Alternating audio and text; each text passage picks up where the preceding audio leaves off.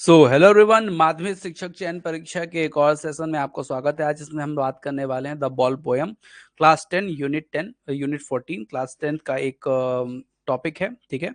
और इसको आज हम लोग पढ़ने वाले हैं। डियर स्टूडेंट्स, ये जो है पोयम बहुत इंपॉर्टेंट है, बहुत ही आसान है, फ्री वर्स की पोयम है, बहुत टफ पोयम नहीं है, बहुत आसान पोयम है, ठीक है। तो इसको अपन लोग पढ़ेंगे, लाइन बाय लाइन एक्सप्लेनेशन को देखेंगे और साथ साथ में हम लोग इसके कुछ पोएटिक डिवाइस को भी देखेंगे।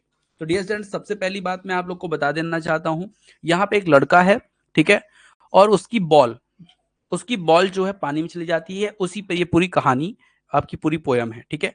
What is the boy now who has lost his ball, ठीक है। मतलब वह लड़का क्या करेगा जिसकी गेंद क्या हो गई है भैया, खो गई है। What was it, what was is he to do, I saw it go, ठीक है। क्या उसे क्या करना चाहिए, ठीक है, मतलब उसे क्या करना चाहिए, ठीक है। Marrying bouncing down the street and then marrying over there it is in the water, ठीक है। मतलब यहाँ पर जो हमारे पोएट हैं वो क्या बता रहे हैं कि वो वहीं पर हैं, मतलब पोएट जो हैं हमारे वहीं पर हैं और वो उस चीज को देख रहे हैं। वो बोलते हैं कि वह लड़का क्या करेगा जिसकी गेंद खो गई है, क्या उसे करना क्या चाहिए। मैंने देखा कि वह उछलती हुई सड़क पर चली गई और फिर वह कहां चली गई, पानी पे चली गई। मतलब tip tip tip tip ball करती करती कहां चली गई, पानी पे चली गई, ठीक है। फिर पोएट बोलते हैं, no use to say O there are other balls, an ultimate shaking grief fixes the boy as he stand rigid trembling staring down all his young days into the harbour, ठीक है। तो इनके कहने का मतलब ये है dear students कि वो जो लड़का हार्बर के पास है, मतलब हार्बर मतलब बंदरगाह जो होता है ना, उसके पास है। तो यह कहने का कोई फायदा नहीं कि वो गेंद भी है, मतलब और भी गेंद तुम ले सकते हो, ठीक है। ये कोई कहने कोई फायदा नहीं है। एक अत्यंत हिला देने वाला दुख लड़के को क्या कर रहा है, ठीक कर देता है। मतलब उसको जो है, उसकी बॉल जो है पानी के अंदर चली गई, तो उसके अंदर इस कारण से उसको बहुत ज्यादा क्या है, इस चीज का दुख है। वह अकड़ कर खड़ा है, मतलब उसकी बॉल चली गई तो वो खड़ा हुआ है कि क्या करूं क्या करूं, मतलब एकदम सोच में खड़ा हुआ है, कांप रहा है, ट्रेम्बलिंग, कांप रहा है। और नीचे देख रहा है, स्टेयरिंग डाउन, नीचे देख रहा है कि मैं क्या करूं, मेरी बॉल खो गई, ठीक है। उसके सारे हिज यंग डेज, मतलब जब वो यंग था, इनटू द हार्बर डेज, मतलब जब वो छोटा था बंदरगाह पर जहां पर बॉल उसकी खो गई है। हिज बॉल वेंट, जब वो यंग था, उस हार्बर में जब वो आया करता था तो उसकी बॉल जहां पे चली गई है। I would not tribute on him a dim another wall is worthless, now he sense first responsibility. Poet यहाँ पे बोलते हैं कि भैया उसकी जो गेंद चली गई है, मैं उस पर दखल नहीं देना चाहता। मतलब मैं देख तो रहा हूं सब उस चीज को, मतलब I would not intrude on him, मतलब उसके इस काम पे मैं इंट्रोड्यूट मतलब दखल नहीं देना चाहता। अ डिम अनदर वॉल इज बर्थलेस, मतलब उसके लिए इस तरह की एक और बॉल जो है वो बेकार है। अब उसे सबसे पहले जिम्मेदार बनने का एहसास होना चाहिए, उसके अंदर रिस्पॉन्सिबिलिटी आनी चाहिए कि क्यों मेरे से चली गई, ठीक है। मतलब यहाँ पे पोएट जो है उस बच्चे को कुछ सिखाना चाहता है कि वो बच्चे से जो गलती हो गई है, जो बॉल उसकी चली गई है, दोबारा वो गलती ना हो, उसकी वो रिस्पॉन्सिबिलिटी ले, ठीक है। डियर स्टूडेंट्स, नेक्स्ट जो हमारी लाइन है वो है, in a world of possession people will take ball, ball will be lost always little boy, ठीक है। तो यहां पर बोलते हैं, ठीक है, वो ये बोलते हैं कि भैया पोजीशन मतलब होता है संपत्ति, ठीक है। तो इन अ वर्ड ऑफ पोजीशन मतलब संपत्ति की दुनिया में लोग जो है, पीपल विल टेक बॉल्स, लोग जो है बॉल ले सकते हैं। गेंदें आएंगी गेंदें जाएंगी, मतलब बॉल खरीदी जाएंगी, बॉल गुमेंगी, ठीक है। लिटिल बॉय, लेकिन लिटिल बॉय को क्या होना चाहिए, उसकी जिम्मेदारी का एहसास होना चाहिए। And no one buy a ball back, money is external, he is learning well behind his desperate eyes, ठीक है। तो यहाँ पे बोलते हैं गेंद जो है वापस नहीं खरीदता, ठीक है। गेंद जो है, बॉल जो है, वो एक क्या है, बाहरी चीज है, मतलब पैसा जो है, मनी इज एक्सटर्नल, ठीक है, मनी जो है वो एक्सटर्नल बाहरी चीज है, लेकिन उससे लड़का जो है वो सीख क्या रहा है, ही इज लर्निंग, वो क्या सीख रहा है, अपनी हताश आंखों के पीछे नुकसान और ज्ञान मीमांसा, मतलब उसमें वो अपनी जो बॉल उसकी खोई है उससे वो सीख क्या रहा है, उससे वो सीख रहा है कि अपनी झुकी हुई आंखों से, डिस्परेट आंखों के पीछे उसको अपना नुकसान दिखाई दे रहा है, और ये उसको सीखना बहुत जरूरी है। जब जब वो चीज सीखे करके मेरा नुकसान हो रहा है, तो उसको फिर वो दोबारा वो चीज वो नहीं दोहराएगा। How to stand up knowing what every man must one day known and must known many know many days how to extend up, मतलब उसे अपना नुकसान के बारे में पता चल रहा है, तो ये बहुत अच्छी बात है। हर आदमी को एक दिन क्या जानना चाहिए, और अधिक लोगों के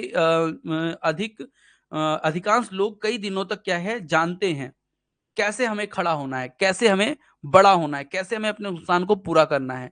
तो अगर बच्चा आज से वो चीज सीखेगा, तो एक दिन वो बहुत बड़ा क्या होगा, बनेगा। ठीक है, यहाँ पे पोजीशन, एक्सटर्नल, डिस्परेट और एपिस्टोमोलॉजी, ये कुछ शब्द यहाँ पे दिए हुए हैं, उनको आप देख लेंगे।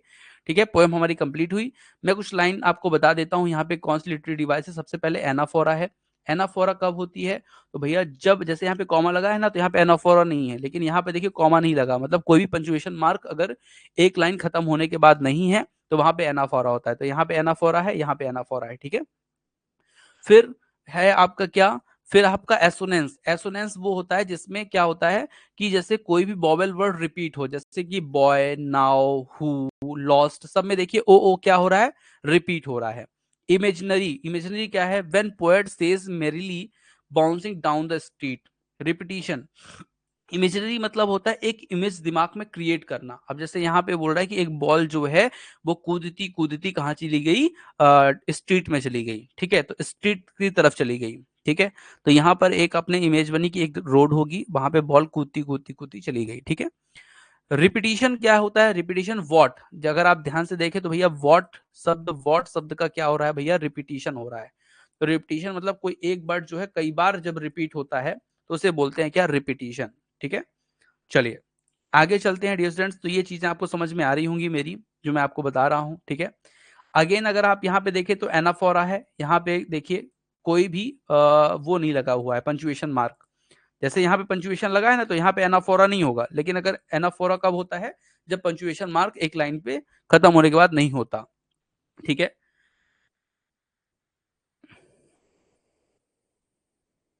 देखिए एसिडेंटन कब होता है, एसिडेंटन कब होता है, जब सेंटेंस में कोई भी कंजंक्शन का यूज नहीं होता। जैसे अगर यहाँ पे आप देखें तो क्या लिखा है, देखिए यहाँ पर लिखा है आपका रिजिट, ट्रिम्बलिंग, स्टार्टिंग डाउन। तो यहाँ पर ऐसा होता था, rigid and trembling and staring down, ऐसा हो सकता था ना।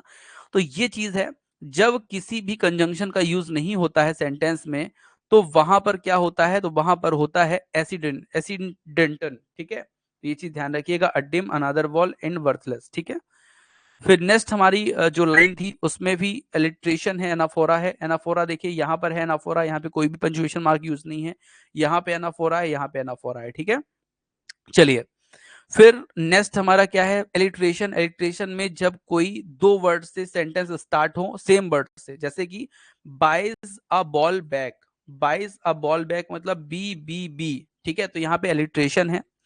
एसोनेंस कब होता है भैया, जब बॉबल साउंड रिपीट होता है, जैसे यहाँ पे ई रिपीट हो रहा है। ठीक है, रिपीटिशन क्या है, बॉल का रिपीटिशन हो रहा है, देखिए हर जगह आपको बॉल मिलेगी, बॉल बॉल। ठीक है, और जगह भी बॉल लिखी होगी, तो ये बॉल का रिपीटिशन है, इसलिए क्या होगा, रिपीटिशन।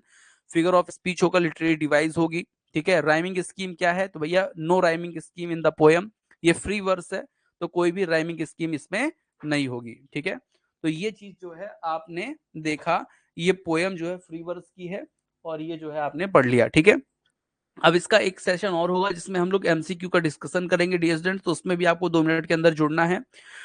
ठीक है, और दूसरी बात मैं आप लोगों को सभी को पढ़ने का तरीका बता देता हूँ। आप महेंद्र जी, आपने कॉल भी किया था, मैं आपसे आज बात करूंगा रात में। ठीक है, तो देखिए इसमें क्या है कि आप लोगों को हर टॉपिक को पढ़ना है रिवीजन के तौर पर, जितना आपने पढ़ लिया सब टॉपिक को पढ़ लीजिए।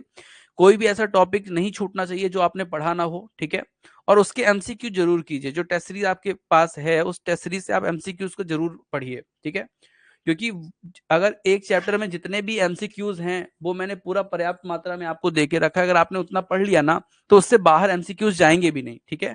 तो इस चीज को ध्यान रखिएगा, इसलिए आप लोग को पूरा पढ़ लेना है, एमसीक्यूज कुछ भी छूटना नहीं चाहिए, ठीक है।